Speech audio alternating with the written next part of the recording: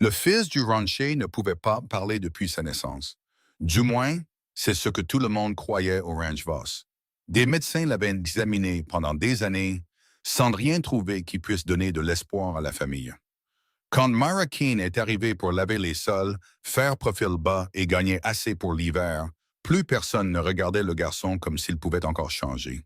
Il le regardait comme un chagrin que la maison avait déjà accepté.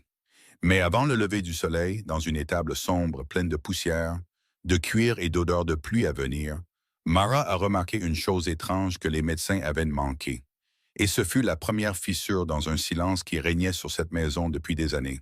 Si vous aimez les histoires de notre chaîne, abonnez-vous dès maintenant. Et pour nous soutenir, écrivez ce que vous voulez dans les commentaires.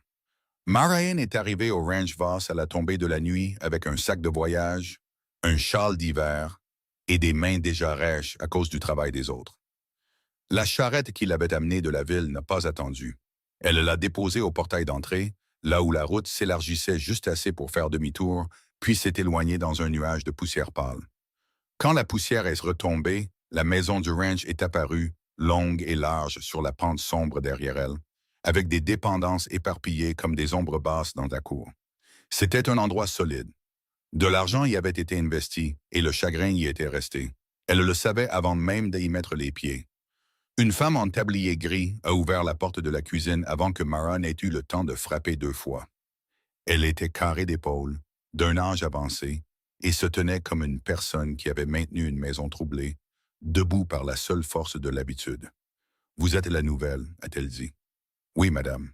Je m'appelle Marianne. » La femme l'a dévisagé des bottes à la racine des cheveux, pas cruellement, juste simplement, comme pour décider si un outil pourrait durer tout l'hiver. « Je suis Madame Weller. Dans la maison, vous me rendez des comptes. Si vous cassez quelque chose, dites-le.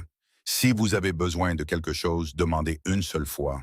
Si vous avez l'intention de pleurer, faites-le là où les filles de cuisine ne vous voient pas. » Mara a baissé la tête. « Oui, madame. » Madame Weller s'est écartée. « Entrez donc, le vent tourne. » À l'intérieur, la cuisine gardait la chaleur du poêle et l'odeur des oignons, de la levure et de la fumée de bois. Une jeune fille grattait des casseroles. Une cuisinière plus âgée se tenait au-dessus d'une marmite sans se retourner. Personne n'a salué Mara. Ce n'était pas grave. Elle n'était pas venue pour la gentillesse. Madame Weller l'a conduite dans le couloir de service tout en parlant d'une voix basse et saccadée qui donnait à chaque règle un air déjà usé par l'usage. Vous vous levez avant l'aube, le seau de cendre d'abord, la pompe après, la lessive les lundis et jeudis. Si le maître demande quelque chose, vous l'apportez. Si Monsieur Pike demande « Vous dites que je vous rende des comptes ?» Mara a levé les yeux. « Monsieur Pike, le contremaître. » Il y avait quelque chose dans la voix de la femme plus âgée qui donnait un poids particulier à ce nom. Elles sont passées devant une pièce latérale où 2 lampes brûlaient déjà. Au bout d'une table était assis un homme aux larges épaules dans un manteau de travail noir, lisant des papiers qu'il ne semblait pas apprécier. Il avait un visage dur et silencieux, une barbe noire taillée court, et l'immobilité lasse d'un homme qui ne gaspillait plus de mouvement pour tout ce qui n'allait pas changer la journée à venir. Ce devait être Arlen Voss. En face de lui était assis un garçon. Il ne paraissait pas avoir plus de 7, peut-être 8 ans, mince d'une manière soignée, comme s'il avait grandi sous surveillance. Ses mains étaient jointes près de son assiette. Ses yeux étaient baissés, non par mauvaise éducation, mais par habitude. Il n'y avait rien de sauvage ou de vide en lui. Il semblait conscient de tout dans la pièce et prêt à n'en rien laisser paraître. Madame Weller n'a pas cessé de marcher. « N'interrompez pas le souper. » Mara a continué de regarder devant elle, mais le garçon a levé les yeux une fois. Ce seul regard lui est resté. Non pas parce qu'il semblait étrange, mais parce qu'il semblait écouter. Madame Weller l'a conduite en haut d'un escalier étroit jusqu'à une petite chambre sous les combles. Le lit était fait. Le lavabo était fissuré dans un coin. La fenêtre laissait passer les courants d'air. C'était mieux que le dernier endroit où elle avait dormi. Elle a posé son sac avec soin. « Vous ferez l'affaire », a dit Madame Weller. « Le souper est dans la cuisine dans 10 minutes. » La femme plus âgée s'est retournée, puis a fait une pause à la porte. « Encore une chose. »« Oui, madame. » Le garçon s'appelle Eli. Mara a attendu. Il ne parle pas, jamais. Des médecins sont venus et repartis. Des prêtres ont prié. Des femmes aux mains plus douces que les vôtres ont essayé la patience et les chansons. Ça ne fait aucune différence. Alors faites votre travail et laissez ce chagrin là où il doit être. Madame Weller est sortie et a fermé doucement la porte derrière elle. Mara est restée debout dans la petite chambre, les deux mains posées sur la poignée de son sac. Laissez ce chagrin là où il doit être. On lui avait dit une version de cette phrase dans chaque maison qui abritait de la douleur. Laissez-le, contournez-le, polissez près de lui, portez des plateaux à travers lui, mais ne le touchez jamais.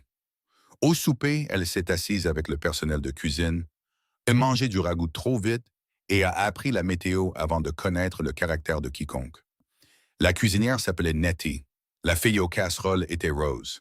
Un garçon d'écurie nommé Lynn est arrivé en retard et a parlé la bouche pleine. Tout était assez ordinaire pour que Mara se persuade presque que l'avertissement de l'étage n'était qu'une simple précaution et rien de plus. Puis, Arlen Voss a traversé la cuisine en sortant. Il ne s'est arrêté que le temps de la regarder une fois. « Vous êtes la nouvelle domestique. »« Oui, monsieur. Si vous restez, vous serez payé le premier de chaque mois. » Madame Weller dirige la maison. Veillez à ce qu'elle n'ait aucune raison de regretter de vous avoir prise. « Non, monsieur. » Il a fait un bref signe de tête et a continué son chemin. Pas de bienvenue, pas de menace, juste des conditions. Mara a mal dormi. Les nouvelles maisons apportaient toujours des bruits étranges, et celle-ci en contenait trop. Le grincement des planches, un volet mal fixé qui tapait une fois, puis deux. Quelque part au-delà de la cour, le bétail qui bougeait dans le noir. Quand elle s'est réveillée, la chambre était encore noire. Elle s'est habillée au toucher, a enroulé son châle et est descendue. Le poêle de la cuisine était presque éteint. L'air lui mordait les doigts. Elle a nettoyé le cendrier et nourri le feu et apporté le seau dehors par la porte de derrière, dans un matin qui n'était pas encore prêt à se nommer matin. Le monde n'était que des formes, clôtures, hangars, abreuvoirs, étables, moulins à vent. Le moulin à vent tournait lentement dans le noir. Sa vieille structure métallique émettait une longue et basse plainte chaque fois que les pales traînaient dans le vent. Mara a traversé la cour vers la fosse à cendres. À mi-chemin, elle a entendu un autre son. Pas fort, même pas assez clair, au début pour paraître humain. Elle s'est arrêtée. Le moulin à vent a de nouveau gémi. Un instant plus tard, la même note est venue de l'étable. Basse, fermée, pressée à travers les dents peut-être, ou du fond de la gorge. Pas une parole, pas un chant, plutôt un écho prudent. Puis le moulin à vent a répondu. Puis l'étable. Mara a posé le seau de cendre très lentement. À l'intérieur de l'étable, un cheval a frappé le sol une fois, du cuir a bougé, quelque chose a frôlé du bois. Le son est revenu. Elle s'est avancée vers lui sans le vouloir. La porte de l'étable était entr'ouverte de la largeur d'une main. À travers l'interstice, elle a vu l'intérieur par fragments. Une lanterne suspendue non allumée, de la poussière flottant en bandes grises. Une jument dans le box du fond, les oreilles en arrière et le corps tendu. Et à côté d'elle, une main posée sur son cou, se tenait de Voss. Il était pieds nus. Sa chemise de nuit dépassait d'un manteau de laine trop grand pour lui, comme s'il l'avait enfilé à la hâte. Il gardait sa joue près du cou de la jument, les yeux mi-clos, et chaque fois que le moulin à vent gémissait, il lui répondait avec ce même son bas à travers sa bouche fermée. La respiration de la jument s'est apaisée. Ses oreilles se sont tournées vers lui. Il l'a refait. Et bien que le son soit faible, il était stable. Pas sauvage, pas brisé, contrôlé, intentionnel. Mara a oublié le froid, oublié le seau de cendre, oublié chaque avertissement qu'on lui avait donné au cours des 12 dernières heures. Le garçon qui n'avait jamais parlé faisait un son. Pas pour se montrer, pas parce que quelqu'un l'avait supplié, pas sous le regard de visage avide. Il le faisait seul pour le cheval, parce que le cheval avait peur, et il savait comment affronter la peur là où elle vivait. La jument a tressailli une fois quand le moulin à vent a gémi plus fort. Eli a appuyé sa paume plus fermement sur son cou et a refait le son, plus profond cette fois. Mara a fait un pas de plus. Une planche sous sa botte a émis un craquement sec et fin. Tout a changé. Le son s'est tu sur le champ. Eli s'est retourné si vite qu'on aurait dit que la douleur l'avait touché. Son visage s'est vidé. Pas de confusion, pas de honte, quelque chose de plus vif. Une fermeture relative rapide et complète que Mara la sentit comme de l'eau froide jetée sur une flamme. La jument a de nouveau secoué la tête. « Je suis désolé, » a dit Mara avant de se raviser. Sa propre voix est sortie basse. « Je ne voulais pas vous effrayer. » Eli la fixait. Sa poitrine s'est soulevée une fois trop fort, puis plus du tout. Il y avait de la peur en lui maintenant, mais pas la simple peur d'être vu. C'était de la peur des conséquences. Mara connaissait aussi ce regard. Elle l'avait porté elle-même enfant, quand une femme d'accueil avait trouvé de la vaisselle fêlée et n'avait pas encore décidé qui frappait pour cela. La porte de l'étable s'est ouverte plus largement derrière elle. Des bruits de bottes sont entrés, fermes et habitués. Monsieur Pike. Mara l'a su avant de se retourner, car Madame Weller avait donné du poids à ce nom la nuit précédente. Quand elle s'est retournée, elle a vu un homme dégingandé d'une cinquantaine d'années, avec une mâchoire pointue, des yeux pâles et un visage de cuir durci qui semblait taillé par des années de véant et d'autorité. Une montre en argent pendait à son gilet. Il l'a sortie, a jeté un œil au cadran, puis a refermé le couvercle d'un clic métallique vif. Le son était faible. Eli a tressailli. Ce n'était pas grand-chose. La plupart des gens l'auraient manqué. Une tension dans le cou, un demi-pas en arrière, ses épaules se relevant. Monsieur Pike a vu Mara avant de regarder le garçon. « Qu'est-ce que vous faites, elle ici? »« Je sors les cendres, monsieur. »« Alors sortez les cendres. L'étable n'est pas votre poste. » Son ton était plat. Il n'avait pas besoin de s'élever, il était habitué à être obéi. Mara a baissé la tête. « Oui, monsieur. » Les yeux de monsieur Pike se sont tournés vers Eli. « Sors du froid, garçon. » Eli a bougé sur le champ, sans courir, sans résister. Il est simplement passé devant eux, le regard baissé et les mains près de lui, comme s'il avait appris à prendre le moins de place possible quand les adultes étaient mécontents. Mara l'a regardé partir. Monsieur Pike a regardé Mara le regarder. « On entend toutes sortes de bêtises dans un endroit de cette taille, a-t-il dit. Mieux vaut ne pas en faire des histoires. Je n'en faisais aucune. Non, il a glissé la montre dans la poche de son gilet. Veillez à ne pas en faire. Il est sorti. Mara est restée debout, le seau de cendre toujours à ses pieds, et a écouté la jument se calmer sans le garçon à ses côtés. Au petit déjeuner, la maison s'était remise en ordre. Café, biscuits, bottes sur le perron arrière, des hommes traversant la cour pour aller au travail, Madame Weller dirigeant la cuisine avec un œil sur chaque main. Cela aurait pu être un matin de ranch comme les autres si Mara n'avait pas emporté l'étable en elle.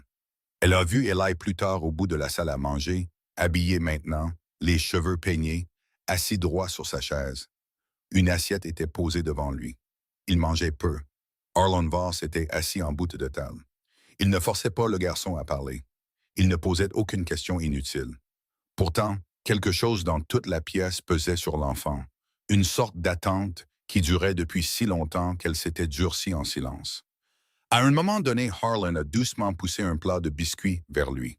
Eli a levé les yeux, a croisé le visage de son père un instant, puis en a pris un. Rien de plus. Pas de froideur, pas de réconfort, une paix frêle maintenue par l'habitude. Nettie a vu Mara regarder à travers l'ouverture du buffet. « Ne le dévisagez pas », a marmonné la cuisinière. Mara s'est retournée aux assiettes dans ses mains. « Nettie a reniflé doucement. « Tout le monde le fait le premier jour, puis ils apprennent. »« Qu'est-il arrivé à sa mère? » La cuisinière l'a regardé sèchement. « Vous se demandez trop vite. » Mara a baissé les yeux. « Désolé. » Nettie a gratté des morceaux brûlés d'une casserole, morte quand il était petit. Une fièvre après un accouchement difficile, disent certains. D'autres disent que c'était l'hiver dans ses poumons avant ça. Quoi qu'il en soit, elle est sous terre et le garçon est resté. Depuis, la maison n'a pas retrouvé sa juste forme. Madame Weller est passée par la cuisine en portant du linge et a attrapé la fin de la conversation. « Moins de bavardage », a-t-elle dit. Nettie s'est tue. Toute la journée, Mara a travaillé jusqu'à ce que ses épaules lui fassent mal. Les tapis de la salle à manger devaient être battus. Les cuvettes de l'étage avaient besoin d'eau fraîche. Un volet mal fixé s'était détaché et claquait si fort dans le vent de l'après-midi que Lynn a grimpé pour le rattacher. Pendant tout ce temps, elle se surprenait à écouter le moulin à vent. Chaque fois qu'elle traversait la cour, elle regardait vers l'étable. Elle a vu Eli une fois près du poulailler. Il était accroupi près de la clôture, regardant deux poules se disputer une feuille de betterave. Rose est passée à côté de lui en portant des restes et a essayé d'une voix trop douce. « Bonjour, Ellie. » Il ne l'a pas regardée. Quand elle s'est approchée, il s'est levé d'un coup et est rentré. Mara n'a rien dit. Le soir, le ciel s'était épaissi de nuages bas. Harlan est rentré tard du pâturage sud, de la boue jusqu'aux genoux. Monsieur Pike le suivait, les yeux secs et le corps mince, avec cette chaîne de montre en argent brillant sur son gilet. Au souper, Madame Weller a dit « Tempête avant minuit ». Monsieur Pike a répondu « Le vent restera au nord, peut-être pas de pluie ».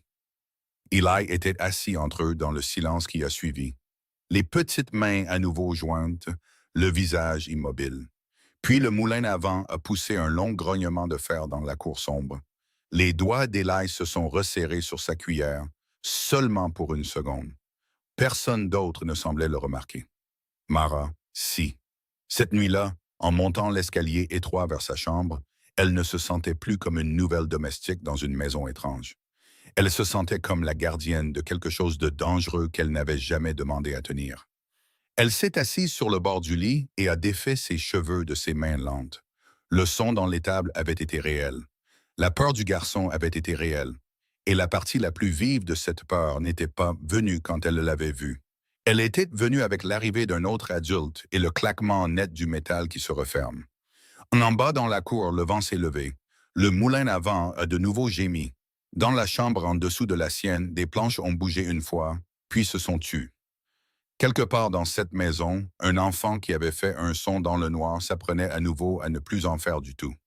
Mara s'est allongée sans se déshabiller complètement. Elle s'est dit qu'elle resterait à sa place, qu'elle ferait profil bas, qu'elle ferait le travail pour lequel elle avait été engagée. Mais le sommeil est venu tard car une autre pensée ne la quittait pas. Un enfant pouvait cacher un secret au médecin. Un enfant pouvait même en cacher un à son père. Mais un enfant n'apprenait pas à craindre sa propre voix par accident. Le matin est arrivé, humide et gris. Un peu de pluie était tombée dans la nuit, pas assez pour détremper le sol, juste assez pour assombrir la cour tassée et rendre les planches du porche glissantes. Mara s'est levée avant des autres à nouveau. Elle ne s'est pas approchée de l'étable cette fois. Elle s'est tenue à la pompe, au cendrier, au poêle, aux moules à pain disposés par Nettie. Elle s'est dit que si Eli Vaz voulait rester invisible dans son étrange petit secret, elle n'avait pas le droit de l'envahir. Pourtant, une fois qu'une personne remarquait une chose, elle continuait d'en voir le contour partout. Au petit déjeuner, Eli était assis à sa place habituelle. Harlan Vaz lisait une lettre en buvant un café presque froid. Monsieur Pike se tenait près du buffet, parlant de clôture sur la ligne Est. Madame Weller allait et venait avec des plats. Mara est entrée avec des conserves juste au moment où Harlan regardait son fils. « Le docteur Harrow passe ce matin », a-t-il dit. La main du garçon s'est arrêtée au-dessus de son assiette, juste pour jeter un coup d'œil. Harlan a continué, sa voix stable, comme si la stabilité pouvait adoucir les mots. Rien de plus que ça. Eli a baissé les yeux. Mara a posé le pot doucement et a reculé. Monsieur Pike a sorti sa montre, a vérifié l'heure, puis l'a refermée en claquant. Les doigts d'Eli se sont resserrés sur sa cuillère. Ses épaules se sont rentrées. Une lueur a traversé ses yeux et a disparu. Puis sa gorge a travaillé fort. Pas une déglutition, pas exactement, plutôt comme si quelque chose à l'intérieur de lui s'était contracté. La cuillère a heurté l'assiette une fois. Harlan a levé les yeux. Ellie. Le garçon s'est immobilisé. Mara le voyait maintenant parce qu'elle l'avait déjà vu une fois. Ce n'était pas une simple timidité. Ce n'était pas la patience vide d'un enfant fatigué d'être examiné. C'était une préparation, une disponibilité totale d'un petit corps pour quelque chose de mauvais qui ne s'était pas encore produit. Harlan a attendu un moment, puis a baissé les yeux sur sa lettre. Personne n'en a parlé. Après le repas, Mara a porté la vaisselle à la cuisine, mais une partie de son esprit est restée dans la salle à manger. Le son avait été faible. La réaction ne l'avait pas été. Nettie lui a pris une assiette et a dit à voix basse « Si le docteur demande, restez à l'écart. » C'est mon intention. C'est un homme fier. Lequel? La cuisinière a presque souri à cela, puis non. Les deux. Le docteur Harrow est arrivé avant midi dans un buggy éclaboussé debout de la route. Il était mince, à la barbe rousse, et déjà fatigué du monde avant même d'enlever ses gants. Mara l'a vu par la porte du couloir pendant qu'elle polissait le poêle du salon avant. Arlen l'a conduit vers le bureau. M. Pike a suivi. Un peu plus tard, Mme Weller a envoyé Mara à l'étage avec des serviettes propres. Le docteur a demandé de l'eau chaude, a-t-elle dit. Posez-la dans la chambre bleue et partez. Mara a pris la cuvette et a traversé le hall supérieur. La chambre bleue avait appartenu à une femme aux espoirs plus grands que ceux que la maison avait gardés. Les rideaux étaient délavés. Un cheval de bois était posé sur la cheminée. Eli se tenait près de la fenêtre, les mains jointes. Le docteur Harrow avait une sacoche ouverte sur le lit. Mara a posé l'eau. « C'est tout? » a demandé le docteur sans la regarder. « Oui, monsieur. » Mais alors qu'elle se tournait, Arlen a parlé. « Attendez. » Elle s'est arrêtée.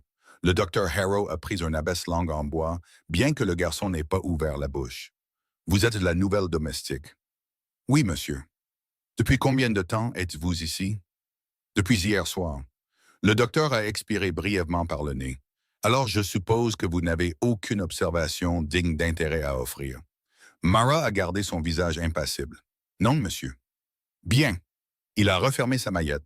La maisonnée a déjà assez souffert de sottises pleines d'espoir. Arlen n'a rien dit. Mara s'est partie avec le plateau vide, mais la honte est sortie avec elle, non pas parce que le docteur avait parlé durement, mais parce qu'elle avait failli parler à la première. Sottise pleine d'espoir. Dans la cuisine, elle a frotté des casseroles en cuivre assez fort pour s'écorcher les jointures. Nettie l'a remarqué. Il vous a rabaissé? Pas plus qu'il n'en avait besoin. La cuisinière a secoué la tête. Celui-là est né avec du vinaigre en lui. Madame Weller, triant du raccommodage à proximité, a dit sans lever les yeux. « Docteur ou non, il s'est déjà trompé. » Cela a surpris Mara au point qu'elle a jeté un coup d'œil. Madame Weller a infilé une aiguille. « Ne soyez pas si surprise. Les hommes qui sont payés pour savoir des choses n'aiment pas qu'on leur rappelle ce qu'ils ont manqué. » Mara s'est essuyé les mains. « Alors vous pensez qu'ils ont manqué quelque chose? » Le visage de Madame Weller s'est refermé sur le champ. « Je pense qu'une servante qui est dans cette maison depuis une nuit ferait bien de ne pas construire des montagnes avec des ombres. » Le ton de la femme plus âgée a mis fin à la discussion. Plus tard cet après-midi-là, Mara a été chargée de plier du linge séché dans la pièce latérale de la cuisine. Eli était assis par terre à proximité, avec une boîte de vieilles boucles de harnais et de pierres lisses. Personne ne lui avait demandé de le surveiller. En vérité, personne ne semblait penser qu'il avait besoin d'être surveillé, seulement enduré. Il a aligné les boucles en rangées soignées par taille. Puis, il a placé une pierre entre chaque rangée. Ses mains étaient rapides et exactes. Il ne jouait pas sans réfléchir. Il mettait de l'ordre dans le monde. Mara a plié un drap. Il a assorti 2 pièces en laiton et les a mises à la part. Elle en a plié un autre. Un souffle doux l'a quitté, pas un son, presque un son. Il a tenu une boucle contre le plancher et a passé légèrement le bord d'une pierre dessus. Un faible bourdonnement a vibré du métal. Mara a gardé les yeux sur le linge. Elle ne voulait pas qu'il s'arrête. Il a réessayé. Le bourdonnement est devenu un peu plus fort. Sa bouche bougeait avec lui, les lèvres fermées, la gorge formant quelque chose qui n'est jamais vraiment sorti. Puis des bottes ont traversé le couloir. Pas celles de Arlen. Son pas était plus lourd, plus lent. Celui-ci était rapide, étroit, certain. Monsieur Pike s'est arrêté dans l'embrasure de la porte, a sorti sa montre en argent et l'a ouverte d'un clic. Le bourdonnement a disparu avant même que la montre ne se referme. Le dos d'Eli s'est redressé. Un genou a bougé sous lui comme s'il avait l'intention de se lever et ne pouvait pas décider si le mouvement aiderait. Sa main s'est refermée sur la boucle si fort que le bord a marqué sa paume. Monsieur Pike a d'abord regardé le garçon, puis Mara. « Madame Weller vous a envoyé pour bavarder avec les enfants. Je pliais du linge. Alors pliez. » Il a refermé la montre d'un clic. Les yeux d'Élie sont tombés sur le champ.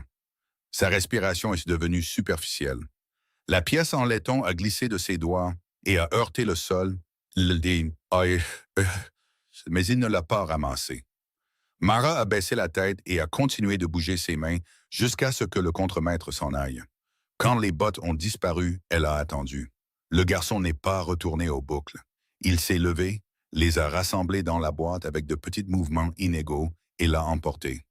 Ce soir-là, en frottant les marches arrière, Mara a repassé la journée dans son esprit, morceau par morceau. Le son dans l'étable, la gorge serrée au petit déjeuner, le bourdonnement sur le métal. le claquement de la montre, la façon dont son corps se fermait avant même que quiconque ne lui parle. Les médecins avaient examiné sa langue, ses oreilles, sa poitrine. C'était clair d'après le peu que la maison disait ouvertement et ce qu'elle disait en évitant le sujet. Ils avaient étudié ce qui devrait fonctionner et ne fonctionnait pas. Mais aucun d'eux, devina-t-elle, n'avait observé ce qui se passait avant même qu'il n'essaye. La peur fermait un corps plus vite que n'importe quelle blessure. Le troisième jour, son fardeau a montré les dents. Un ouvrier du ranch a ramené un hongre boiteux de la clôture nord. Arlen et M. Pike l'ont rejoint dans la cour. Eli est sorti aussi, silencieux comme toujours, et s'est tenu près de la barrière pendant que les hommes examinaient le cheval. Le hongre tremblait chaque fois que quelqu'un touchait sa patte arrière. « Tenez-le fermement », a dit Arlen à l'ouvrier. L'homme a essayé, le cheval a sursauté. Sans réfléchir, Eli s'est approché de la barrière et a émis cette même note basse et bouche fermée que Mara avait entendue dans l'étable, à peine perceptible. Mais le cheval a tourné une oreille vers lui et s'est calmé d'une fraction. Mara l'a entendu, Arlen aussi. Il a levé les yeux rapidement. Eli s'est arrêté sur le champ, le visage devenant vide. Monsieur Pike s'est retourné si brusquement que son éperon a gratté le sol dur. « C'était quoi, ça ?» a demandé Arlen doucement. Personne n'a répondu. L'ouvrier du ranch avait l'air confus. Le cheval. Le regard de Arlen est resté sur son fils. Eli s'était déjà reculé de la barrière, les deux mains nouées à ses côtés, le menton baissé comme s'il souhaitait pouvoir disparaître dans son propre col. Mara savait que si elle parlait à ce moment-là, si elle disait « Je l'ai entendu aussi », elle transformerait une petite chose en une scène. Les yeux d'Eli étaient fixés sur rien. Il avait l'air acculé. Arlen a maintenu le silence un instant de plus, puis s'est de nouveau penché sur le cheval. « Mettez-le à l'ombre », a-t-il dit. C'était tout, mais le moment est resté vivant après sa fin. Cette nuit-là, Mara a trouvé Arlen seul dans le bureau quand elle est entrée pour laisser une lampe. Il se tenait au bureau, une main à plat sur le bois, l'autre tenant une lettre qu'il n'avait pas fini de lire. « Désolé. » Il a jeté un coup d'œil. « Laissez-la là. » Elle a posé la lampe, puis aurait dû partir. Au lieu de cela, elle s'est entendue dire « Puis-je parler franchement? » Le visage de Arlen ne s'est pas adouci. Ça dépend. À propos du garçon, ses yeux se sont refroidis sur le champ. Mara a continué parce que si elle s'arrêtait maintenant, elle ne recommencerait jamais. Je l'ai vu faire du son quand il est au travail et que personne ne le lui demande. La mâchoire de Arlen s'est crispée. Vous êtes ici depuis 3 jours. Oui, monsieur. Et en 3 jours, vous croyez savoir ce que des hommes de science n'ont pas su. Non, monsieur. Ses mains étaient froides. Je crois qu'ils ont peut-être cherché au mauvais endroit. Son regard est resté fixe sur elle. Vous pensez que je n'ai pas tout envisagé? Je pense que le chagrin et l'espoir peuvent tous deux faire manquer une chose. Les mots sont sortis avant qu'elle ne puisse les retenir. Un long silence a suivi. Quand Arlen a parlé, sa voix était plus basse qu'avant. Savez-vous combien d'hommes et de femmes sont entrés dans cette maison, certains d'avoir vu un signe, un tic, un souffle, un regard? Ils voulaient tous être celui qui trouverait de la porte. Chacun d'eux est reparti avec les mêmes mains vides. Mara a dégluti. Je ne veux pas être celle qui a trouvé une porte. Alors que voulez-vous? Elle a pensé à la gorge d'Eli se fermant au son d'une montre. Savoir ce qui la ferme. Cela a changé quelque chose sur son visage. Pas la croyance. Pas encore, mais l'attention. Il a posé la lettre. Que voulez-vous dire? Mara a choisi ses mots avec soin. Il y a des moments où il semble proche d'un son. Puis quelque chose se passe avant que quiconque ne lui demande quoi que ce soit. Un bruit, une personne. Il se prépare comme pour un danger. Le regard de Arlen s'est aiguisé. Quelle personne? Elle a regardé le sol un instant de trop. Répondez. Je ne sais pas, monsieur. Pas avec certitude. Il s'est éloigné du bureau. Alors, vous ne savez rien du tout. La force de ses mots a frappé plus fort parce qu'il n'a jamais élevé la voix. Mara a baissé la tête. Oui, monsieur. Faites votre travail. Laissez le reste. Elle a ramassé le plateau vide et est sortie avant que son visage ne trahisse quoi que ce soit. Dans le couloir, Madame Weller se tenait près de l'escalier avec un panier de chemises pliées. Elle avait clairement entendu assez pour comprendre. « Je vous l'avais dit », a dit la femme plus âgée doucement. Mara a fixé le plancher. « Je sais. » L'expression de Madame Weller n'était pas méchante. Cela a rendu les choses pires. L'espoir a assez souvent humilié cet homme. Ne soyez pas la prochaine à le faire. Mara a hoché la tête et est montée. Pourtant, même après cela, les yeux du garçon continuaient de chercher les siens. Pas souvent, pas ouvertement. Un regard au puits quand elle soulevait un seau trop plein. Une traction sur sa manche quand Rose a failli poser un fer chaud trop près de son bras. Une fois dans la cour, une poule effrayée est sortie de sous une caisse et Mara a trébuché en arrière sur le chemin d'une brouette. Eli a attrapé la poignée avant qu'elle ne lui heurte le mollet. Il l'a fait sans un bruit. Puis il s'est éloigné avant que les remerciements ne puissent l'envahir. Le fardeau s'est alors pleinement installé. Pas l'espoir, quelque chose de plus lourd. L'espoir pouvait encore être écarté, le fardeau non. Car que Arlen Voss la croie ou non, que les médecins aient manqué ce qui comptait ou non, la vérité restait qu'un enfant dans cette maison vivait comme si un petit clic de métal pouvait lui fermer la gorge comme un poing. Et Mara ne pouvait plus prétendre qu'elle ne l'avait pas entendu se produire. Après que Harlan lui ait dit de laisser l'affaire, Mara ne l'a plus abordé avec lui. Elle n'a rien changé en surface. Elle se levait tôt, frottait les casseroles, transportait l'eau, aérait la literie, raccommodait les coutures d'oreiller et apprenait quelles portes gonflaient par temps humides. Elle parlait quand on lui parlait, et pas plus qu'il ne le fallait. Si M. Pike la surveillait, et elle croyait qu'il le faisait, il ne voyait qu'une domestique essayant de garder sa place. Mais sous cette routine simple, les jours ont commencé à prendre un sens. Cela a commencé par de petits travaux. Madame Weller ayant envoyé Mara au fumoir pour des jambons. Ellie était dans la cour avec une pelle à grains trop grande pour lui, essayant de remplir l'auge des poules sans en renverser la moitié. Il s'en sortait mal et avec un grand sérieux. Et Mara a posé le panier.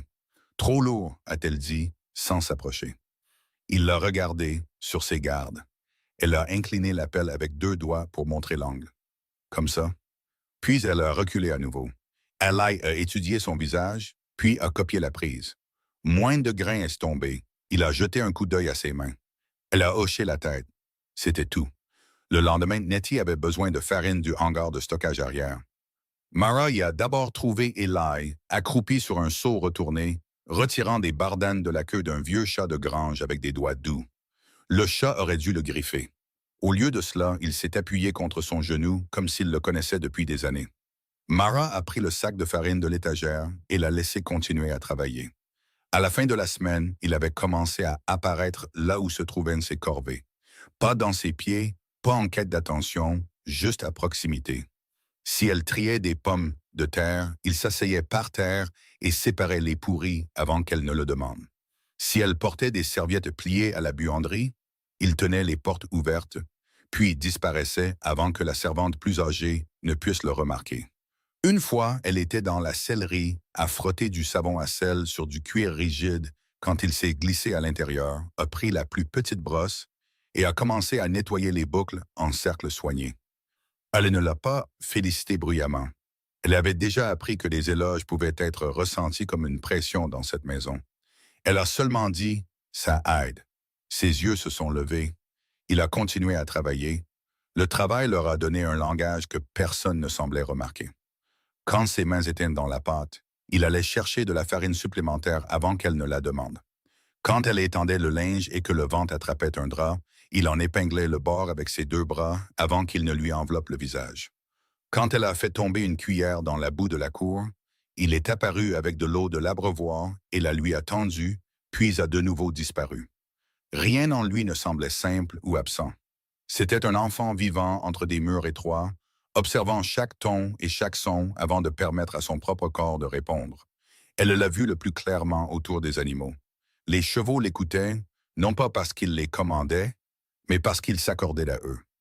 Un poulain nerveux dans l'enclos latéral secouait la tête et frappait du pied. Eli se tenait hors de portée des coupes de sabots, les épaules détendues, et respirait au même rythme jusqu'à ce que l'animal ralentisse. Il faisait ses sons proches seulement quand il se croyait seul ou presque seul, un bourdonnement par le nez, une note basse et roulante derrière les lèvres closes. Une fois, alors que Mara brossait le flanc d'une jument, Eli s'est tenu à la porte du box et a répondu au vent qui passait sous les combles avec un son si petit et si constant que la jument a cessé de trembler. Mais chaque fois qu'il le faisait, une habitude demeurait. Il vérifiait d'abord. Toujours la porte, la cour, l'angle de la lumière sous un seuil, l'espace derrière lui. Même dans les moments les plus sûrs, il regardait pour voir s'il était vraiment seul. Cela effrayait Mara plus que le silence ne l'avait fait. Un après-midi, on l'a envoyé au grenier au-dessus de l'ancienne remise à voiture pour chercher des couvertures stockées à l'abri des souris. L'échelle était étroite, le grenier chaud et confiné avec de la vieille toile, des copeaux de cèdre et des années de poussière. Elle avait grimpé à mi-chemin quand elle a réalisé qu'Ellie était derrière elle. Elle a baissé les yeux. « Tu vas te salir. » Il a cligné des yeux une fois, ce qu'elle avait commencé à comprendre comme signifiant qu'il s'en fichait. Quand elle a atteint le grenier, il est monté à côté d'elle et s'est dirigé avec détermination vers le mur du fond où des harnais cassés, de vieux sacs de grains et des caisses fissurées avaient été entassés. Il n'a pas touché les couvertures. Il s'est agenouillé à la place et a tiré sur une planche lâche derrière une pile de tapis de sel. Mara s'est accroupie lentement. Quelque chose là-dedans. Il l'a regardée, depuis la planche, elle l'a aidé à la soulever. Derrière la planche se trouvait un creux étroit entre les montants, sec et caché. À l'intérieur se trouvait un petit paquet enveloppé dans un tissu bleu délavé. Et là, elle l'a sorti et l'a posé sur ses genoux. Elle l'a regardé une fois avant de l'ouvrir. La première chose à l'intérieur était un sifflet.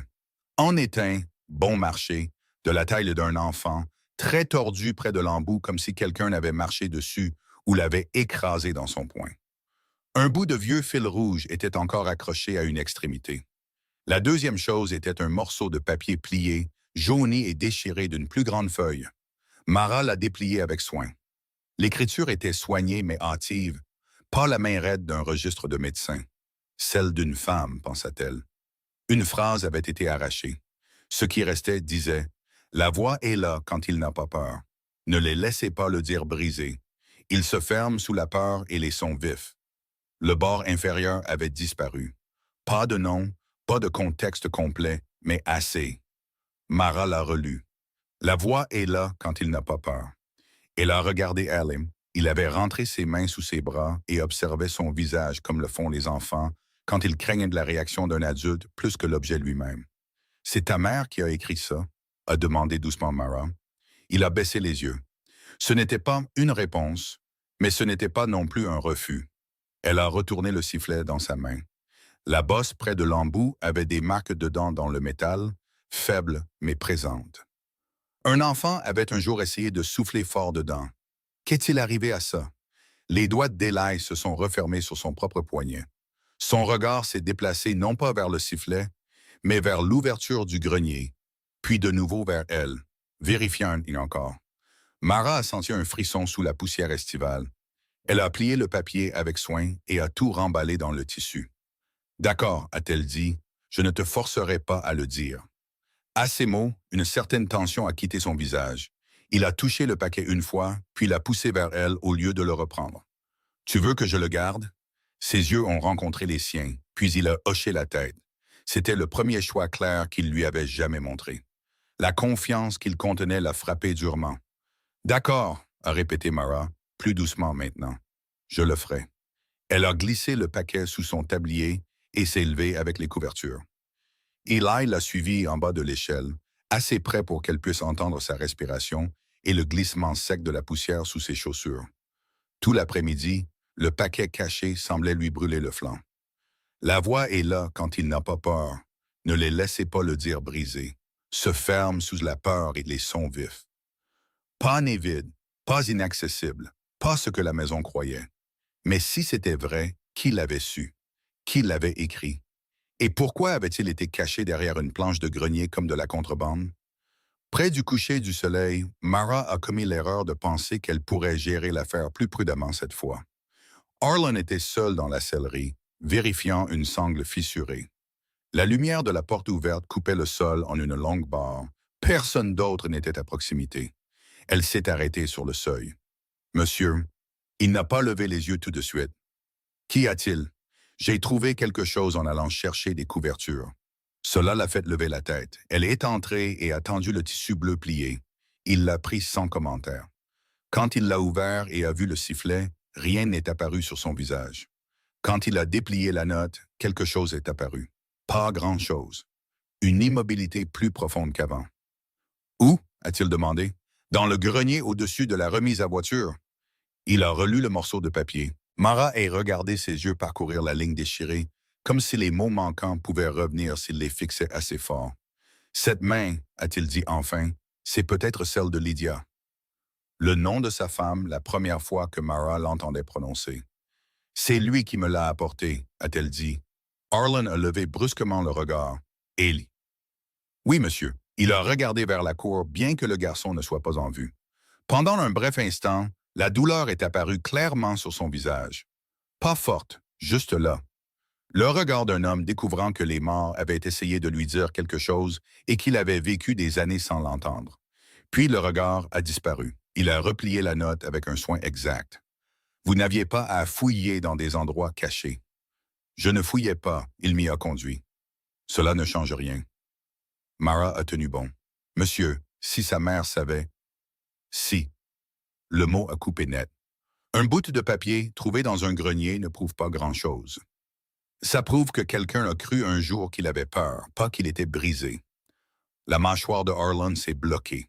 Et si vous avez raison, a-t-il dit, alors quoi? Mara a ouvert la bouche, puis s'est arrêtée, car la réponse se tenait déjà entre eux. Si elle avait raison, alors cette maison avait failli à un enfant pendant des années. Si elle avait raison, alors chaque médecin s'était trompé et chaque adulte avait accepté l'erreur parce que cela faisait moins mal que de demander pourquoi. Si elle avait raison, alors quelqu'un à portée de ces murs avait aidé à construire le silence d'Eli. Harlan l'a regardé assez longtemps pour savoir qu'elle était arrivée au même point que lui. Sa voix, quand elle est venue, était presque trop contrôlée. « Vous allez me donner ça. » Elle a hésité. « Maintenant. » Mara a tendu le paquet. Il l'a glissé dans son manteau. « Vous n'en direz rien à personne. »« Non, monsieur. Et vous ne mettrez pas d'idée dans la tête de mon fils. » À ces mots, quelque chose en elle s'est raidi. « Je n'en ai mis aucune. Veillez à ne pas le faire. » Il l'a frôlé et est sorti dans la cour. Mara est restée seule dans la sellerie avec l'odeur d'huile et de cuir autour d'elle et a su qu'elle ne l'avait pas atteint. Pas vraiment, elle avait touché quelque chose. Oui, une fissure, une blessure, mais pas la confiance. Quand elle est retournée à la cuisine, Madame Weller a levé les yeux de son épluchage de haricots. « Vous avez encore parlé. » Ce n'était pas une question. « Oui. Et à quoi cela vous a-t-il servi? » Mara a dénoué son tablier et l'a accroché au clou. « Je ne sais pas encore. » Nettie a marmonné. « Monsieur Pike cherche des raisons toute la journée. » Cela a fait lever les yeux de Mara rapidement. « Pourquoi? » La cuisinière a haussé les épaules, mais pas nonchalamment, parce qu'il n'aime pas les changements dans l'air. Ce soir-là, Eli attendait sur les marches arrière, comme s'il savait exactement quand elle viendrait vider l'eau de la lessive. Il était assis, les mains autour des genoux, le visage tourné vers la dernière lueur du jour. Quand Mara s'est approchée, il a d'abord regardé son tablier, comme s'il s'attendait à ce que le paquet y soit encore. « Il l'a pris », a dit doucement Mara. Les épaules du garçon se sont crispées. Mais il l'a lu. Cela l'a empêché de se détourner. Mara a posé le seau à côté de la porte. Je ne sais pas ce qu'il en fera. Je sais seulement qu'il a lu chaque mot. Il a étudié son visage un long moment. Puis, très lentement, il a appuyé son épaule contre sa jupe pendant un souffle et s'est de nouveau éloigné. C'était une petite chose. Ça semblait plus grand que la parole. De l'autre côté de la cour est venu le grattement d'une botte. Mara a levé les yeux. Monsieur Pike se tenait près de la barre d'attache, à moitié dans l'ombre, la chaîne en argent de son gilet attrapant la dernière lumière. Il ne semblait pas être là depuis longtemps, ou peut-être que si. Son regard pâle s'est déplacé de Mara à Ellie et de nouveau à elle. Puis il a sorti la montre, l'a refermée d'un clic et s'est dirigé vers le dortoir sans un mot. Eli s'était déjà raidi à côté d'elle. Mara ne l'a pas touché. Elle avait appris à ne pas l'envahir quand la peur était sur lui. Elle est seulement restée où elle était jusqu'à ce que sa respiration s'apaise. Le mur dans cette maison avait changé de forme. Entre elle et Eli, il y avait maintenant de la confiance. Entre elle et Harlan Voss, il y avait une vérité qu'il ne pouvait pas supporter et qu'elle ne pouvait pas laisser tomber. Et quelque part derrière ces deux-là se tenait un homme avec une montre en argent et une aisance trop grande face à la peur du garçon. Les 2 jours suivants se sont déroulés dans un silence tendu. Arlen Voss parlait moins qu'avant, ce qui n'était pas peu dire. Monsieur Pike parlait exactement autant qu'avant, ce qui, d'une certaine manière, semblait plus. Madame Weller observait les deux hommes avec les yeux méfiants de quelqu'un qui avait vécu assez longtemps pour savoir quand une maison bougeait sous son propre toit. Personne n'a de nouveau mentionné le paquet de tissu bleu. Personne n'a mentionné Lydia Voss. Personne n'a mentionné le son près du hongre boiteux. Pourtant, le ranch ne s'est pas calmé. Il se tenait comme un cheval qui avait senti une odeur dans le noir et ne pouvait pas décider s'il devait fuir. Mara ressentait ce même malaise dans son propre corps. Elle a travaillé pour le surmonter. Elle a poli, balayé, fait bouillir des draps et porté des plateaux dans des couloirs où rien n'était dit ouvertement, mais où l'air semblait encombré de tout ce qui n'était pas dit. Eli restait près d'elle quand il le pouvait. Il ne s'accrochait pas. Il était trop prudent pour ça. Mais si elle allait au garde-manger, elle le trouvait souvent près de la porte, empilant des bocaux vides par taille. Si elle traversait la cour pour ramasser des chemises séchées sur la corde à linge, il dérivait près de la clôture avec un panier qui n'avait pas besoin d'être porté. Une fois, alors qu'elle frottait de la boue des marches arrière, il s'est assis à côté d'elle avec un seau d'eau fraîche sans qu'on le lui demande. Elle l'a regardé. « Merci. » Il a fixé la brosse dans sa main, puis a hoché la tête une fois. Et c'était la première fois qu'il répondait à un « merci ». Ce même après-midi, des signes de tempête sont descendus des collines. Le ciel s'est épaissi. Le vent a aplati l'herbe en longues bandes mouvantes. Les chevaux dans l'enclos ont tourné le dos au temps avant que la première goutte ne tombe. Nettie a dit qu'il y aurait des problèmes avant le coucher du soleil. Lynn a juré que la tempête passerait au nord. Monsieur Pike a peu parlé, mais il a envoyé 2 hommes pour sécuriser les hangars supérieurs et un autre pour vérifier les enclos des juments. À la tombée de la nuit, tout le ranch semblait tendu. La pluie a frappé juste après que les assiettes du souper aient été débarrassées, pas régulièrement au début, des rafales vives et obliques contre les fenêtres. Puis le vent a changé et la maison a commencé à grincer sous sa force. Madame Weller se tenait à la table de la cuisine, comptant l'huile de lampe. Rose, plus de serviettes près du couloir arrière. Lynn, si la corde à linge se détache encore, laisse-la jusqu'au jour. Mara, monte ses couvertures et voici la chambre ouest de l'étage fuit toujours. Mara a pris la pile et est partie. La chambre ouest de l'étage fuyait. Pas beaucoup, seulement dans un coin où le cadre de la fenêtre s'était déformé, mais assez pour que le plancher soit glissant sous le rebord. Elle a placé une bassine sous la goutte et a tendu la main pour tirer les rideaux plus loin. Un éclair a illuminé au-delà de la vitre. À cet instant, elle a vu quelque chose qu'elle avait manqué auparavant. La porte étroite au bout du couloir, celle qu'aucun domestique n'utilisait, était entr'ouverte d'un demi-pouce. Toutes les autres portes de ce passage avaient été ouvertes et fermées toute la semaine. Celle-là restait fermée, fermée à clé. Madame Weller avait un jour dit à Rose de ne pas y faire la poussière. Maintenant, la tempête avait déplacé le loquet. Mara est restée immobile un instant, puis un autre. Le couloir était vide.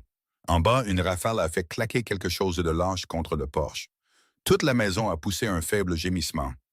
Elle savait qu'elle devait appeler Madame Weller. Elle le savait sur le champ. Au lieu de cela, elle a posé la pile de couverture et s'est dirigée vers la porte entr'ouverte. Elle s'est coincée à mi-chemin sur le seuil, comme si le tapis à l'intérieur avait gonflé avec l'humidité. Elle a poussé doucement et est entrée dans une pièce qui n'avait pas été habitée depuis des années. L'air sentait le vieux cèdre, la lavande éventée et l'odeur sèche et renfermée des choses oubliées. C'était la chambre de Lydia. C'était clair avant même que Mara n'ait le temps de regarder autour d'elle. Une coiffeuse de femme se tenait sous un drap anti-poussière. Un châle était encore accroché au montant du lit sous sa couverture. Sur le mur, du papier peint à rose délavé se gondolait à la couture. Près de la fenêtre se trouvait une chaise d'enfant avec un barreau manquant. Mara s'est sentie à la fois comme une intruse et un témoin. Un autre éclair a illuminé la pièce en blanc. De l'autre côté, là où la ligne du toit descendait, une petite malle se tenait sous les combles. Elle était ouverte, pas largement, mais assez pour que le couvercle se soulève avec le courant d'air et retombe avec un léger tic. C'était ce que la tempête avait déplacé. Mara s'est agenouillée près de la malle parce qu'elle a vu du papier à l'intérieur. Et le papier près de la pluie avait une revendication plus forte que la bienséance. Elle se l'est dit même si sa main touchait le couvercle. À l'intérieur se trouvaient des vêtements de bébé pliés en couches soignées, un minuscule bonnet de laine, une paire de chaussures en cuir souple devenues dures avec l'âge, une cuillère d'enfant enveloppée dans du lin, et en dessous, attaché avec un ruban, un paquet de lettres et de notes. Elle aurait dû fermer la malle. Elle savait qu'elle aurait dû. Puis la note du dessus s'est détachée dans le courant d'air et a glissé sur son poignet. Elle était écrite d'une main différente de celle du bout de papier dans le grenier. Plus ferme, plus professionnelle, une main de médecin, pensa-t-elle sur le champ, car les lignes étaient concises et pratiques. « À Madame Voss », commençait-elle. Mara a lu avant de pouvoir s'arrêter. La respiration de l'enfant reste claire. La gorge et la langue ne montrent aucun défaut qui pourrait expliquer l'incapacité. Il produit des sons vocalisés dans des états de facilité, surtout lorsqu'il est occupé avec des objets rythmiques ou en compagnie d'animaux.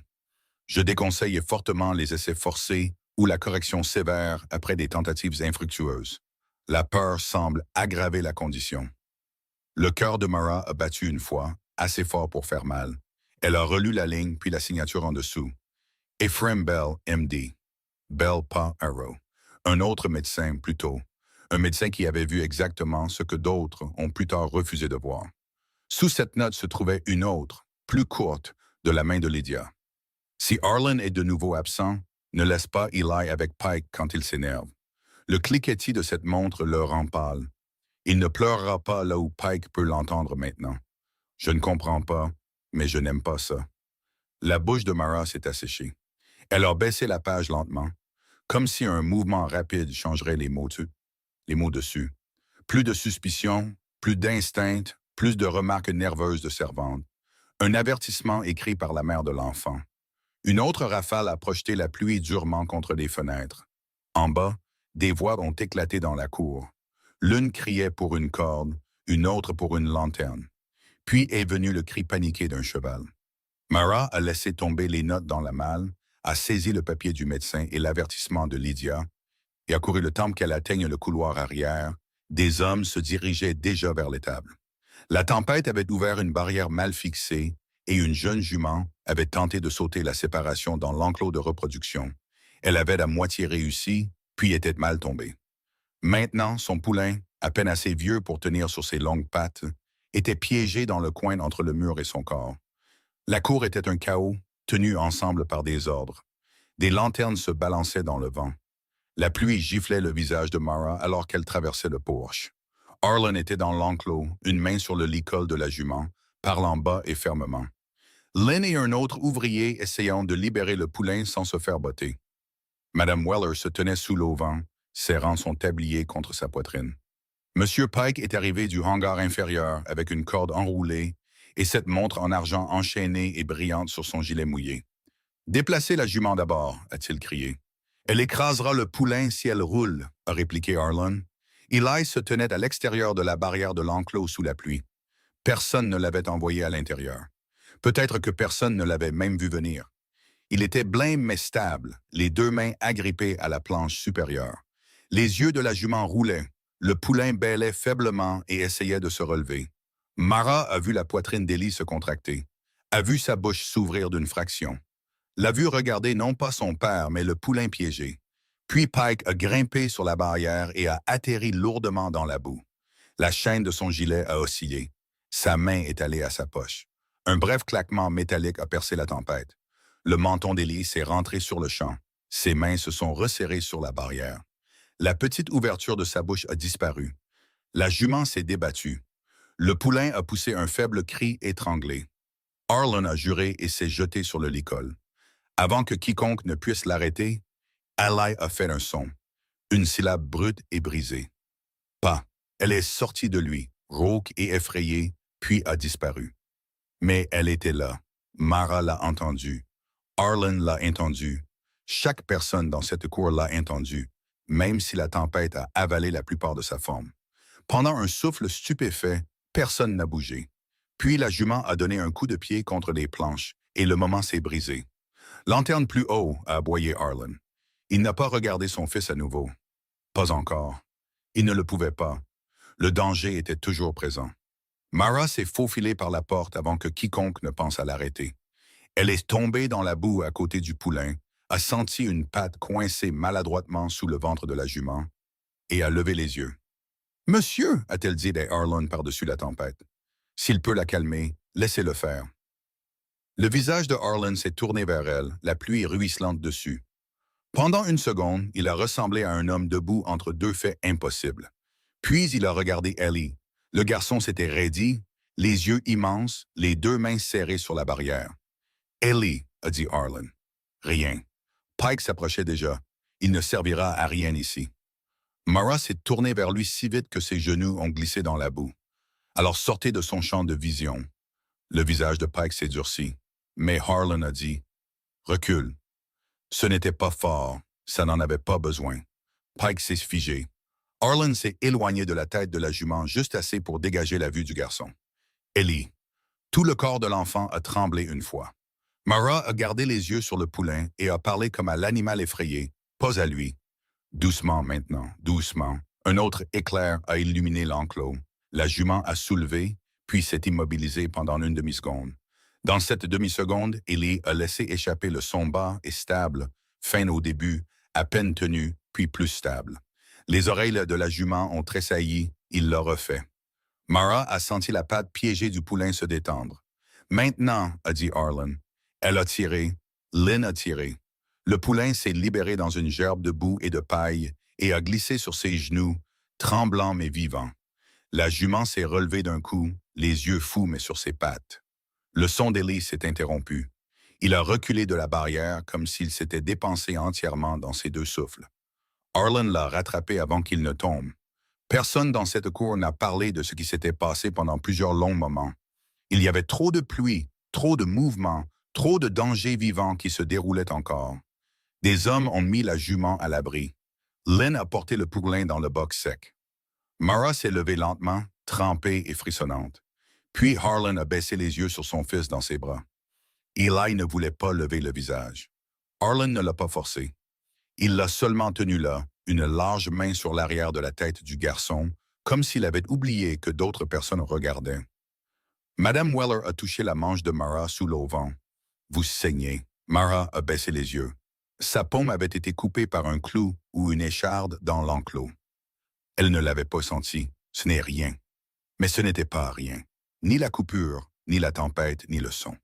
Plus tard, quand la cour s'est calmée et que des vêtements secs ont été trouvés, et que le poulain respirait tranquillement dans un lit de paille, Harlan a envoyé chercher Mara. Il était de nouveau dans le bureau, mais pas debout cette fois. Il était assis derrière le bureau avec la note d'avertissement de Lydia ouverte devant lui et le papier du médecin posé à côté. Son visage avait changé d'une manière que Mara n'avait pas de nom facile à donner. Il n'était pas plus doux. Il était plus exposé que ça, comme si la certitude avait été arrachée et ne lui avait laissé que la chose plus dure en dessous. « Vous avez trouvé ça dans sa chambre » a-t-il dit. « Oui, monsieur. »« Vous les avez lus » ?»« Oui, monsieur. » Il a hoché la tête une fois, comme s'il n'avait plus le droit de s'y opposer. « La chambre a été fermée à clé après sa mort. Je ne l'ai jamais vraiment fouillée. » Son regard est resté sur les papiers, pas sur Mara. Je ne pouvais pas m'y résoudre. Madame Weller a rangé ce qui devait l'être. Le reste est resté où il était. Mara n'a rien dit. La main de Harlan reposait à plat à côté de la note de Lydia. Belle est venue quand Eli n'avait pas encore 2 ans. Il a dit qu'il n'y avait aucun défaut. Il a dit que nous ne devions pas le presser. Il a laissé échapper un souffle court et amer. Belle est morte cet hiver-là dans un accident de passage à niveau. Harrow est venu après. Harrow a dit que s'il n'y avait pas de parole à 3 ans, il n'y en aurait probablement jamais. À ce moment-là, il s'est arrêté. À ce moment-là, la peur avait fait son œuvre, a dit doucement Mara. Ses yeux se sont enfin levés vers les siens. Il n'y avait plus de colère en eux, seulement quelque chose de plus dur à vivre. Ce soir, a-t-il dit, j'ai entendu mon fils essayer d'appeler. Mara a attendu. Il a déjà fait des sons, a dit Harlan, chaque mot mesuré. Je me suis dit que c'était un des accidents, des brides de gorge, du vent, rien sur quoi un homme devrait miser sa vie. Sa mâchoire s'est crispée. Ce n'était pas du vent. Non, monsieur. Il a de nouveau baissé les yeux sur la ligne de Lydia à propos de la montre qui cliquait. À partir de maintenant, a-t-il dit, vous ne serez pas renvoyé de lui s'il vient à votre travail. Si quelqu'un le conteste, il me rendra des comptes. Mara ne s'y attendait pas. Cela s'est vu car sa bouche a bougé presque comme le souvenir d'un sourire fatigué, bien qu'aucun sourire ne soit venu. Ce n'est pas de la confiance, a-t-il dit. Ne vous y trompez pas.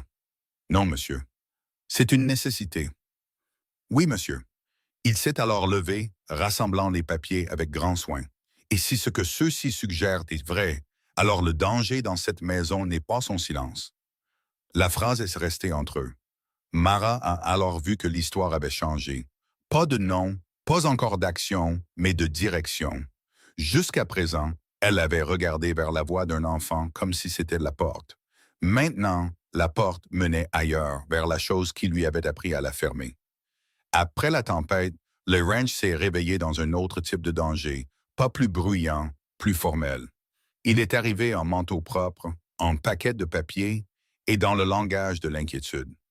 2 matins après la chute de la jument, le Reverend Sloan est arrivé de la ville avec un avocat nommé Jasper Creed. À midi, le cousin plus âgé de Harlan, Walter Voss, est venu aussi, portant de la laine coupée en ville et un visage arrangé pour la sympathie. Aucun d'eux n'était venu souvent auparavant. Pas quand le travail était dur, pas quand Lydia est morte, pas quand les hivers réduisaient le nombre de bovins et laissaient les hommes surveiller les clôtures en dormant. Mais maintenant, avec l'histoire de la tempête déjà passée du dortoir à la ville et de retour, ils ont trouvé une raison. Mara les a vus par la fenêtre de devant pendant qu'elle époussetait le salon. Le Reverend Sloan a enlevé son chapeau avec un soin solennel. Creed portait une mallette en cuir sous un bras. Walter est venu en dernier, sans se presser, regardant la cour du ranch comme s'il avait déjà commencé à la mesurer. Madame Weller les a vus aussi. Eh bien, a-t-elle marmonné, les corbeaux ont entendu les premiers. Que veulent-ils? A demandé Rose. Madame Weller lui a lancé un regard plat. Ce que les hommes veulent toujours quand ils arrivent avec des papiers et de l'inquiétude. Mettre leurs mains là où on ne leur a pas demandé. La réunion a duré tout le dîner et jusqu'à l'après-midi. Mara n'a pas tout entendu. Les domestiques en entendent assez. Des mots ont traversé le couloir par bribes. Gérance, fardeau, avenir de la lignée. Une institution appropriée près de Cheyenne dirigée par des femmes d'église. Disposition de tutelle temporaire jusqu'à ce que les capacités de l'enfant puissent être mieux jugées. Chaque phrase sonnait civilisée. Chaque phrase portait le même couteau à l'intérieur. Enlever le garçon du ranch. L'enlever du seul sol qu'il connaissait. L'enlever du seul mince fil de sécurité auquel il avait commencé à faire confiance. Mara était dans le passage à l'extérieur du bureau, avec un plateau quand la voix de Creed est venue à travers la porte entr'ouverte.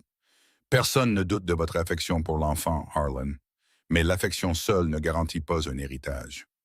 Harlan a répondu bas et durement. C'est mon fils. Bien sûr, a suivi la voix de Walter, et parce qu'il est votre fils, personne ne souhaite de scandale plus tard. S'il ne peut pas gérer la parole, ne peut pas diriger des hommes, ne peut pas témoigner de son propre jugement. Le grincement d'une chaise l'a interrompu. Mara s'est figée. Harlan a dit, « Vous êtes venu de loin pour me dire que mon fils vaut moins que du bétail. » C'est injuste, a dit le révérend Sloan. Non, a répondu Harlan. Injuste serait que je vous laisse rester après ça et ça. La porte s'est ouverte brusquement. Mara a reculé si vite que les têtes sur le plateau ont cliqueté. Walter Voss est sorti le premier, le visage tendu par l'offense. Il a regardé Mara comme si elle était un meuble avec des oreilles. Le révérend Sloan a suivi, lissant sa barbe. Creed a fermé la maillette en cuir avec des mains soignées et a jeté à Mara un regard plein de renvois polis. Puis Pike est sorti derrière eux. Cela l'a glacé plus que les autres. Il n'était pas arrivé avec eux. Il appartenait à cet endroit. Pourtant, il se déplaçait parmi eux sans tension, comme si les 4 hommes avaient déjà trouvé un but commun. Ses yeux pâles ont rencontré les siens un instant. Rien sur son visage n'a changé. Elle n'est entrée dans le bureau que lorsque Madame Weller lui a fait un signe de tête vers la porte. Harlan se tenait près de la cheminée, une main appuyée si fort que les jointures étaient devenues pâles. Il n'avait pas touché au whisky sur le buffet. Mara l'a remarqué tout de suite. Il était pleinement en colère et ne voulait aucun flou entre lui et sa colère. Elle a posé le plateau. « Du café », a-t-elle dit. Il a hoché la tête une fois. Sur le bureau se trouvait une feuille de papier avec plusieurs noms signés en bas. Mara n'a pas fixé le papier assez longtemps pour les lire. Harlan a dit sans la regarder. Si cet enfant n'est pas dans la maison, trouvez-le. Oui, monsieur. Elle a trouvé Eli dans la sellerie derrière les porte-selles, les genoux relevés, les mains sur les oreilles bien que la maison soit redevenue silencieuse. Il a levé les yeux quand elle est entrée. Il parlait fort, a dit doucement Mara. Ses yeux se sont immédiatement tournés vers l'embrasure de la porte derrière elle, vérifiant si quelqu'un d'autre était venu. Il n'y a personne. Il a baissé les mains, mais pas complètement. Mara s'est accroupie à quelques pas trop près. Tu n'es pas obligé de rentrer. Il a fixé son visage, puis le mur de cuir à côté de son épaule. Sa respiration était trop rapide. Elle a écouté. Rien dehors, sauf l'eau de pluie qui goûtait des avant-toits. Ils veulent t'envoyer loin, a-t-elle dit, car elle avait appris à ne pas lui mentir. Mais ils ne l'ont pas fait. Tout son corps s'est immobilisé. Puis, lentement comme une porte qui s'ouvre en hiver, il a secoué la tête. Non, c'était le refus le plus clair qu'il ait jamais donné. Je sais, a dit Mara. Ses doigts se sont enfoncés dans ses manches. La peur en lui n'était pas de la confusion. C'était de la mémoire, du genre qui connaissait le renvoi avant qu'il n'arrive. Cet après-midi-là, Harlan a donné des ordres que personne au ranch n'attendait. Eli n'irait pas en ville avec Walter. Il ne serait pas examiné par les matrones de l'Église. Il ne serait pas confié pour un séjour d'essai où que ce soit. Pas maintenant, ouvertement. Pas avant que Harlan ne le dise. Pendant quelques heures, cela aurait dû régler la question. Au lieu de cela, cela a tout empiré. Le soir, le dortoir avait l'histoire. Le matin, la cuisine avait sa propre version. À midi, elle avait atteint la corde à linge et le fumoir, et les hommes qui surveillaient les clôtures. Mara en a entendu assez en passant pour savoir où le blâme tombait. La nouvelle domestique avait semé le trouble. La nouvelle domestique avait rempli le maître de nouveaux espoirs. La nouvelle domestique avait dressé l'enfant contre des arrangements sensés. La nouvelle domestique cherchait à obtenir des faveurs. La version la plus cruelle est venue de Rose, bien que Rose l'ait dit comme si elle répétait ce que d'autres croyaient déjà. Lynn dit que M. Pike a dit aux hommes que vous essayez de vous rendre utile d'une manière au-dessus de votre rang. Madame Weller a traversé la pièce avec un panier dans les bras. Alors Lynn pourra frotter des casseroles jusqu'à ce que ses doigts tombent s'il transporte les ragots de l'étable dans ma cuisine. Rose est devenue écarlate et s'est penchée sur son travail, mais le mot est resté. Plus tard, en étendant des draps, Mara a trouvé Nettie à côté d'elle sur la corde à linge, épinglant les coins avec des mains vives. « Ne laissez pas les ragots de la cour vous atteindre, » a dit la cuisinière. « Ce ne sont pas les ragots. Non, c'est qui les a dit qui bougent? » Nettie a regardé vers la grange sans tourner complètement la tête. Cet homme a servi ce ranch assez longtemps pour qu'on le confonde avec une partie de celui-ci. Lui faites-vous confiance? Nettie a épinglé un autre drap. Je fais confiance au fait qu'il aime le pouvoir, surtout quand il ressemble au devoir. C'était ce qui se rapprochait le plus de parler franchement. En fin d'après-midi, la pression est sortie du bureau pour entrer dans la cour. Walter Voss a longé la clôture avec Creed comme s'il examinait déjà la propriété. Le révérend Sloan a parlé à voix basse aux deux femmes de la maison Saint-Barthélemy, qui étaient en revenu avant tout accord final et qui étaient maintenant assises, le dos droit, dans leur chariot, comme si la patience elle-même leur donnait un droit. Pike se déplaçait entre eux tous et la grange sans hâte, portant des messages qu'aucun domestique n'entendait. Eli les a vus depuis le porche de la cuisine. Sa main est devenue blanche autour de la rampe. Mara décortiquait des haricots à côté de Nettie. Elle s'est levée sur le champ, mais ne l'a pas touché. « Ils sont toujours dehors, » a-t-elle dit. C'est tout. Ses yeux sont restés sur le chariot. L'une des femmes a soulevé un panier couvert du siège et l'a posé comme si elle s'installait pour une attente. Eli a reculé si vite que son talon a heurté le seuil. Le son était faible, mais il a quand même sursauté. Mara s'est déplacée d'un demi-pas dans son champ de vision. « Regarde-moi. » Il l'a fait, pas eux. Sa respiration a ralenti d'une fraction. Derrière eux, Nettie cassait les bouts des haricots assez fort pour en fendre 3 à la fois. « Vautour » a-t-elle marmonné. Eli, pendant ce temps, avait changé aussi. Il ne rôdait plus près de Mara par hasard. Il venait à elle avec décision. Si elle avait besoin de pain, il se tenait sur un tabouret et roulait les restes de pâte en petites cordes dures. Si elle portait du raccommodage à Madame Weller, il marchait à côté d'elle et gardait une main contre le pli de son tablier pendant 3 pas, puis l'enlevait avant que quiconque ne le voie. Si Pike entrait dans une pièce, les yeux d'Eli trouvaient d'abord Mara. Harlan l'a remarqué. Un soir, il est entré dans la cour de la cuisine alors que Mara arrachait des herbes de leurs tiges. Eli était assis à côté d'elle, épluchant des pois avec un soin solennel. Aucun des deux n'avait parlé. Harlan s'est arrêté à quelques pas. Les mains d'Eli se sont figées au-dessus du bol. « Tu peux continuer, lui a dit Harlan. Le garçon n'a pas bougé. Mara a continué à arracher les feuilles. « Il a presque fini, monsieur. » Harlan a fait un seul signe de tête. Il est resté là plus longtemps que nécessaire, comme s'il essayait d'apprendre son propre enfant à partir de l'angle sous lequel il était assis près du tabouret d'une servante. Finalement, il a dit à Mara, « Creed reviendra demain avec des papiers modifiés. » Mara a levé les yeux. Dans quel but? Pour insister sur la question du transfert temporaire. Son visage est resté dur. Walter a l'intention de forcer un vote familial devant le conseil de succession s'il peut montrer que j'agis contre l'intérêt du garçon. Mara a senti les mots comme du métal froid. Et Monsieur Pike? Le regard de Harlan n'a pas quitté son fils. Monsieur Pike croit que le ranch nécessite une gestion pratique. Ce n'était pas une réponse. C'en était la forme. Que croyez-vous? A demandé Mara avant que la prudence ne l'arrête. Harlan l'a regardé alors. Je crois que j'ai été aveugle, là où l'aveuglement était pratique. L'honnêteté de ses propos les a surpris tous les deux. Le bol de pois d'Eli a basculé. Des perles vertes y ont roulé sur les planches. Il a tressailli au bruit soudain. Mara s'est penchée sur le champ pour les ramasser, mais Eli a été plus rapide.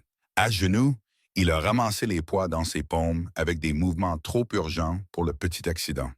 Harlan a fait un pas en avant, puis s'est retenu de le toucher à nouveau. Mara l'a vu, un père apprenant que le réconfort offert au mauvais moment pouvait être ressenti comme une autre pression. Cette nuit-là, elle est allée là où la maison ne pouvait pas la voir. Au-delà du pâturage inférieur, près des peupliers au bord du ruisseau, se trouvait une petite cabane utilisée maintenant pour le stockage et autrefois pour les quartiers des infirmières quand Lydia était en vie. Madame Weller ne l'avait mentionné qu'en passant. Une vieille femme nommée Bess Toller y venait parfois au printemps pour trier le linge et les vieilles malles. Elle avait aidé Lydia après la naissance. Elle n'était plus au ranch, mais elle vivait à quelques kilomètres avec des filles mariées. Mara n'avait aucune raison de sortir à cheval après la tombée de la nuit. Elle y est allée quand même. Lynn l'a laissé prendre le hongre gris parce que Madame Weller l'avait envoyé chercher du fourrage et n'avait pas demandé pourquoi Mara était déjà en train de sceller. Peut-être que la femme plus âgée savait. Peut-être qu'elle a choisi de ne pas savoir. La maison de Bess Toller était basse contre la rive du ruisseau, avec une lampe à la fenêtre. La vieille femme a ouvert la porte avec un fusil de chasse à la main et ne l'a baissé qu'après avoir vu le visage de Mara à la lumière. « Je n'achète ni livres, ni tissus, ni salut, a dit Bess. Je viens du ranch Voss. » Cela a changé son expression. « Entrez. » L'intérieur sentait la laine, les pommes séchées et la fumée de lampe. Mara n'a pas perdu de temps en politesse. Est-ce qu'Eli a déjà fait des sons quand il était petit? Bess Toller l'a fixé assez longtemps pour mesurer le coût de la réponse. Au début, a finalement dit la vieille femme. Oui, le pouls de Mara a sauté. Pas beaucoup de mots, des petits sons. Il a ri une fois à une cuillère tombée dans la bassine, a fredonné au chien, auditement assez clairement pour que Lydia s'assoie et pleure dessus. Le visage ridé de Bess s'est durci. Puis, après que Lydia soit tombée malade, les choses y ont changé. Comment? Bess a bougé sur sa chaise. Vous devriez demander au père. Je pense que le père ne l'a jamais vu. Cela a semblé toucher juste. La bouche de Bess s'est amincie. Harlan parcourait 3 pâturages à la fois et s'effondrait. D'ailleurs, a-t-elle dit, après la mort de Lydia, cette maison s'est délitée de toute spot, puisqu'elle a pris les rênes où il le pouvait. Mara s'est approchée.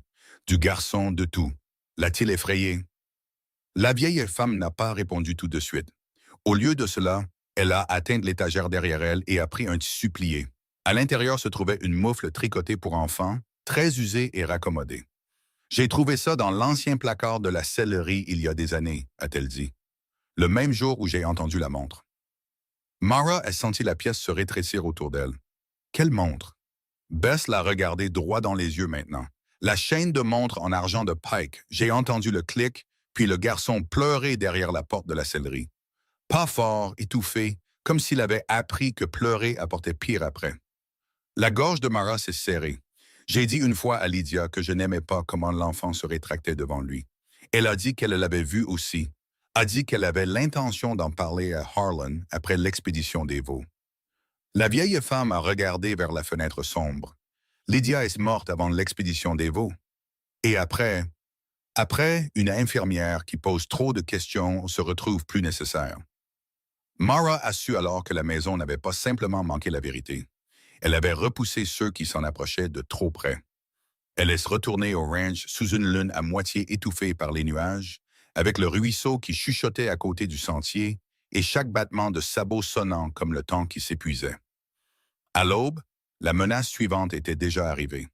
Un chariot d'église se tenait dans la cour. Pas pour la prière, pour le transport. Le Reverend Sloan était revenu avec 2 femmes de la maison Saint-Barthélemy et des papiers officiels portant assez de sceaux pour effrayer les domestiques et impressionner les timides. Walter Voss était avec eux, Creed aussi. Pike se tenait près de la roue du chariot, parlant doucement avec les 3 hommes, comme s'ils avaient toujours appartenu au même matin.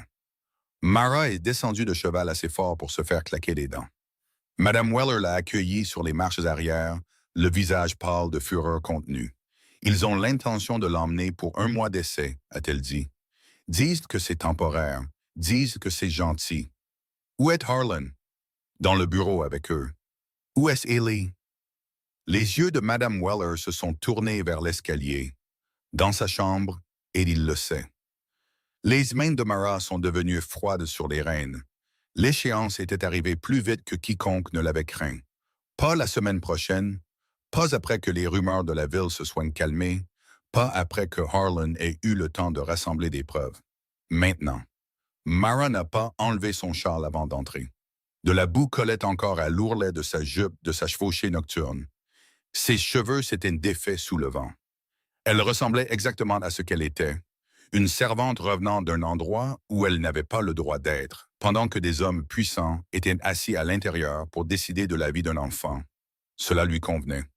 Le hall d'entrée était trop calme. Les domestiques se tenaient dans les passages latéraux. Même Rose avait assez de bon sens pour disparaître de la vue. Des voix venaient du bureau en rafales saccadées. Mara a traversé directement jusqu'à la porte et ne s'est arrêtée que le temps d'entendre Harlan dire « Non ». Creed a répondu du ton lisse d'un homme qui aimait le papier parce que le papier ne saignait pas. Le retrait temporaire est souvent la solution la plus douce dans les cas de déficience développementale. Harlan a de nouveau parlé. « Mon fils n'est pas un cas. » Walter Voss a soupiré. « Cousin, votre fierté n'est pas la question. » Mara est entrée avant de perdre courage. Les 4 hommes se sont retournés. Le Reverend Sloan avait l'air offensé. Creed avait l'air irrité. Walter avait l'air comme si sa présence même prouvait que la maisonnée était tombée dans le désordre. Pike avait l'air presque amusé. Le visage de Harlan s'est durci sur le champ. « Ce n'est pas votre place. »« Non, monsieur, » a dit Mara, « mais j'ai quelque chose qui l'est. » Elle a sorti de la poche de son tablier la moufle de Bess Toller et l'a posée sur le bureau en premier, puis la note d'avertissement de Lydia, puis le papier du médecin que Harlan connaissait déjà, et enfin, parce qu'elle avait pris le risque de le chercher avant d'entrer, un 2e papier que Bess avait trouvé des années auparavant parmi les objets envoyés de la nurserie. C'était un petit mémorandum plié du Dr. Bell. Une ligne avait été soulignée par Lydia au crayon délavé. Preuve répétée de réponses de peur associées à une présence masculine adulte. Recommande le retrait immédiat de l'enfant de cette influence jusqu'à ce que la cause soit connue. Aucun nom n'était écrit. Aucun médecin n'aurait été assez imprudent pour cela sans certitude. Il n'en avait pas eu besoin. L'expression de Pike n'a pas changé. Harlan a regardé du papier à Mara. « D'où avez-vous eu ça? »« De Bess Toller. Elle a gardé ce qui a été envoyé quand elle est partie. » Walter a laissé échapper un souffle dégoûté. « Allons-nous maintenant arrêter des arrangements légaux pour des bouts de papier collectés par des domestiques renvoyés? » Mara s'est tournée vers lui. « L'avez-vous entendu dans la tempête? » Walter a cligné des yeux. « Quoi? L'enfant. L'avez-vous entendu? » « J'ai entendu de la confusion, de la pluie et une jument qui démolissait un enclos. Son père l'a entendu. » Ça a porté. Les yeux de Creed se sont tournés vers Harlan. Pike a parlé enfin, calme comme du bois sec. « Vous permettez à une domestique de gouverner cette pièce avec des comptes d'étable. Mara a senti la peur d'Eli monter en elle à nouveau au son de sa voix. Elle a regardé Pike droit dans les yeux. Bess a entendu votre montre avant d'entendre le garçon pleurer dans une sellerie fermée à clé. Le bureau est devenu silencieux. Le Reverend Sloan a froncé les sourcils. La bouche de Walter s'est crispée. La main de Creed a quitté les papiers. Pike n'a pas éclaté ni fanfaronné. Il a seulement dit « Soyez très prudente ». « Non », a dit Mara, et a entendu sa propre voix se stabiliser. « C'est vous qui devez être prudent. » Le regard de Harlan s'est déplacé vers Pike avec une lenteur qui semblait plus dangereuse que la colère. « Quelle sellerie ?» a-t-il demandé. Pike a répondu sans hâte. La femme est désespérée de se rendre utile. Bess Toller a été renvoyée parce qu'elle buvait du